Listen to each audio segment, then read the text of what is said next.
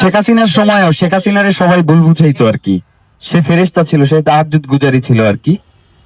তো আমরা বলতে চাই যে আমি অন্তত মনে করি যে তারেক রহমানকে কেউ ভুল বোঝাবে না, আর ভুল বোঝানোরও সুযোগ নাই। উনি যেহেতু 17 বছর ধরে আর কি বিদেশে বসে বিএনপি কে পরিচালনা করেছে, সুতরাং অনলাইনে ওনার বেশ ভালো একটা পদচারণা আছে আর কি।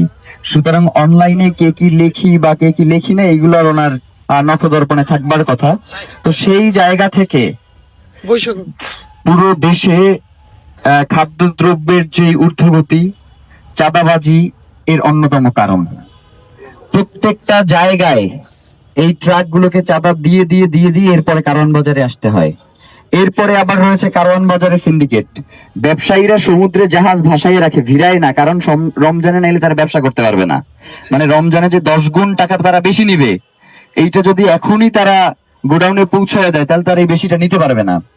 তো এই সিন্ডিকেট গুলো আমাদেরকে, এগুলোর বিরুদ্ধে অবশ্যই কথা বলতে হবে।